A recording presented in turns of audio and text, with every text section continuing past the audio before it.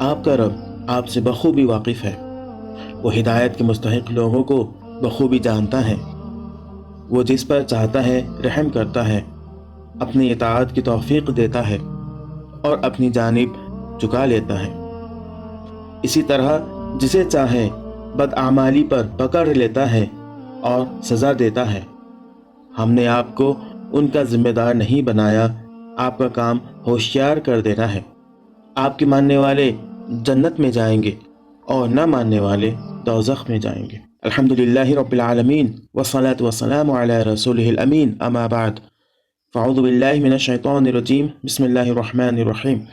رب اشرح لی صدری ویسر لی امری واحلل عقدۃ من لسانی یفقہوا قولی۔ السلام علیکم ورحمۃ اللہ وبرکاتہ۔ میں محمد عامر سورہ بنی اسرائیل کی تفسیر لے کر حاضر ہو چکا ہوں۔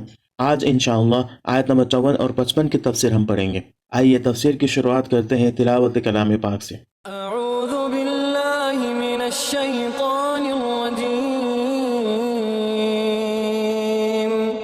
بسم اللہ الرحمن الرحیم۔ ربکم اعلم بکم ان یشأ یرحمکم او ان یشأ یعذبکم وما ارسلناک علیہم وکیلا، وربك أعلم بمن في السماوات والأرض ولقد فضلنا بعض النبيين على بعض وآتينا داود زبورا۔ تمہارا رب تمہارے حال سے زیادہ واقف ہے۔ وہ چاہے تو تم پر رحم کرے اور چاہے تو تمہیں عذاب دے دے۔ یعنی اہل ایمان کی زبان پر کبھی ایسے دعوے نہ آنے چاہیے کہ ہم جنتی اور فلاں شخص یا گروہ دوزخی ہے۔ اس چیز کا فیصلہ اللہ کے اختیار میں ہے۔ وہی سب انسانوں کے ظاہر و باطن اور ان کے حال و مستقبل سے واقف ہے۔ اسی کو یہ فیصلہ کرنا ہے کہ کس پر رحمت فرمائے اور کسے عذاب دے۔ انسان اصولی حیثیت سے تو یہ کہہ سکتا ہے کہ کتاب اللہ کی روح سے کس قسم کے انسان رحمت کے مستحق ہے اور کس قسم کے انسان عذاب کے مستحق، مگر کسی انسان کو یہ کہنے کا حق نہیں کہ فلاں شخص کو عذاب دیا جائے گا یا فلاں شخص بخشا جائے گا۔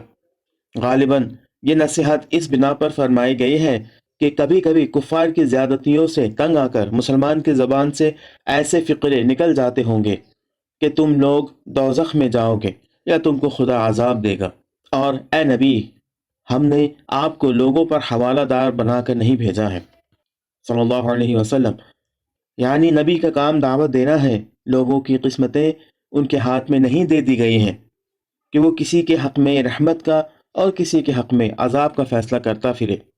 اس کا یہ مطلب نہیں ہے کہ خود نبی صلی اللہ علیہ وسلم سے اس قسم کا کام ہوا ہو جس کی بنا پر اللہ تعالیٰ نے آپ کو یہ تنبیہ فرمائی، بلکہ دراصل اس سے مسلمانوں کو متنبہ کرنا مقصود ہے۔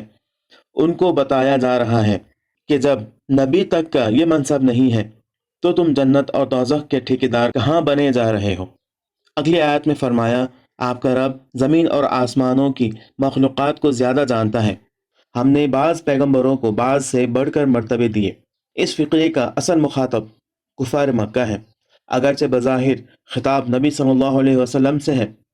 حضرت صلی اللہ علیہ وسلم کے ہم عصر اور ہم قوم لوگوں کو آپ کے اندر کوئی فضل اور شرف نظر نہ آتا تھا۔